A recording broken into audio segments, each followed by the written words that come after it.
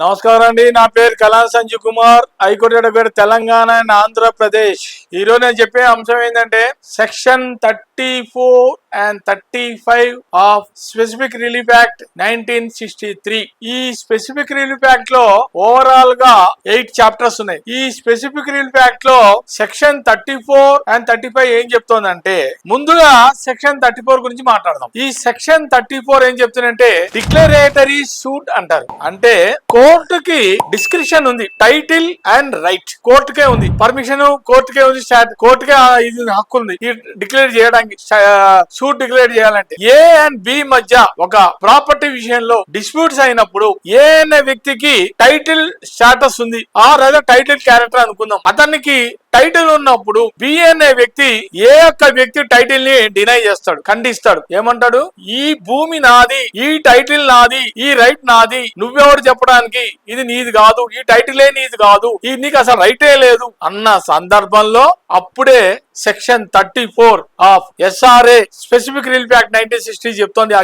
దాంట్లో చాప్టర్ 6 చెప్తోంది. ఈ పాయింట్ ఏం చెప్తోంది అంటే, ఎవరికైతే టైటిల్ ఉంటుందో, ఎవరికైతే భూమి యొక్క హక్కు ఉంటుందో, రైట్ ఉంటుందో, అతను డైరెక్ట్ గా కోర్టును ఆశ్రయించవచ్చు. బి అనే వ్యక్తి మీద ఒకవేళ ఏ ఒక్క టైటిల్ ని డినై చేస్తూ ఈ భూమి నాదే అని తను కూడా కోర్టును ఆశ్రయించవచ్చు. ఒకవేళ ఆ టైటిల్ తనదే అని కనుక నిర్ధారణ అవ్వాలి, కోర్టులో ప్రూవ్ చేసుకోవాలి. బి అనే వ్యక్తి కూడా. గుర్తుపెట్టుకోండి, ఇద్దరు ఏ అని గాని బి గాని, ఎవరికైతే టైటిల్ ఉంటుందో కోర్టే డిక్లేర్ చేస్తుంది ఆ భూమి ఎవరిది అనేది. దానికి కోర్టు ఫీజు కట్టుకోవాలి. కోర్టు ఫీజు కట్టుకొని వాళ్ళ యొక్క డాక్యుమెంట్స్ కోర్టుకు ప్రొడ్యూస్ చేస్తే కోర్టు పరిశీలించిన తర్వాత కోర్టుకే ఆ పవర్స్, డిస్క్రిప్షన్ ఆఫ్ పవర్స్ కోర్టుకే ఉంది, కోర్టే నిర్ధారిస్తుంది. ఈ డిక్లరేషన్ ఆఫ్ టైటిల్ రైట్స్ ఏ అనే వ్యక్తికే ఉంది, ఆ ఈ డిక్లరేషన్ ఆఫ్ టైటిల్ డీడ్స్ బికే ఉంది అని ఎవరు డిసైడ్ చేస్తారు? కోర్టే డిసైడ్ చేస్తారు. ఆ డిస్క్రిప్షన్ ఆఫ్ పవర్స్ ఓన్లీ కోర్టుకే ఉంది, ఆ అధికారాలు ఓన్లీ కోర్టుకే ఉన్నాయి. ఎవరి రైట్ ఉన్నది అనేది కోర్టు డిసైడ్ చేస్తుంది. ఆ కోర్టు డిసైడ్ చేయాలి అంటే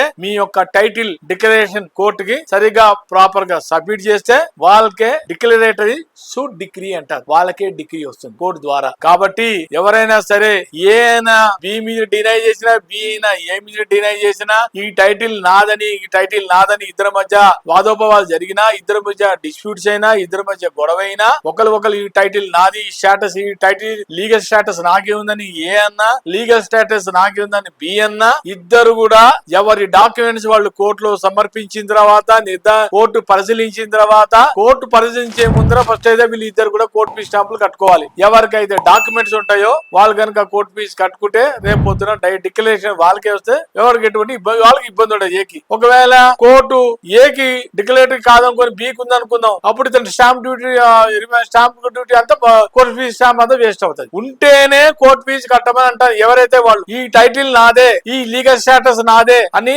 కాన్ఫిడెంట్ గా కోర్టులో వాళ్ళ యొక్క డాక్యుమెంట్స్ కోర్టుకు ప్రొడ్యూస్ చేయాలి. ప్రొడ్యూస్ చేసిన తర్వాత కోర్టే డాక్యుమెంట్స్ అన్ని వెరిఫికేషన్ చేసిన తర్వాత కోర్టే డిసైడ్ చేస్తుంది డిక్లరేటరీ ఎవరికి ఇవ్వాలి, ఎవరికి ఉంది అసలు డాక్యుమెంట్స్, ఏకుందా బీకుందా. ఇది టోటల్ గా ఈ స్పెసిఫిక్ రిలీఫ్ యాక్ట్ లో ఓవరాల్ గా 42 సెక్షన్స్, ఓవరాల్ గా 8 చాప్టర్స్. ఈ చాప్టర్ 6 లో సెక్షన్ 34 లో పార్ట్ 3 లో చెప్తాను ఈ పాయింట్ ఏమని, డిక్లరేటరీ డిక్రీస్ అనే చాప్టర్ అది. దాంట్లోనే ఈ ఎవరికైతే టైటిల్ ఉంటుందో, లీగల్ స్టేటస్ ఉన్నప్పుడు పక్కవాడు ఇతని యొక్క డాక్యుమెంట్స్ ని, ఇతని యొక్క రైట్ ని డినై చేస్తే, ఖండిస్తే, అప్పుడు ఏ అనే వ్యక్తి డైరెక్ట్ గా కోర్టుని ఆశ్రయిస్తే, కోర్టులో తన యొక్క డాక్యుమెంట్స్ అని కోర్టుకు చూపిస్తే, స్టాంప్ డ్యూటీ కట్టిన తర్వాత కోర్టు పరిశీలిస్తే, కోర్టే కనుక నిర్ధారించి ఇతనికే డిక్లరేషన్ ఉంది, ఇతనే టైటిల్ అని కోర్టు డిసైడ్ చేస్తే అప్పుడే ఇతనికి డిగ్రీ వస్తుంది.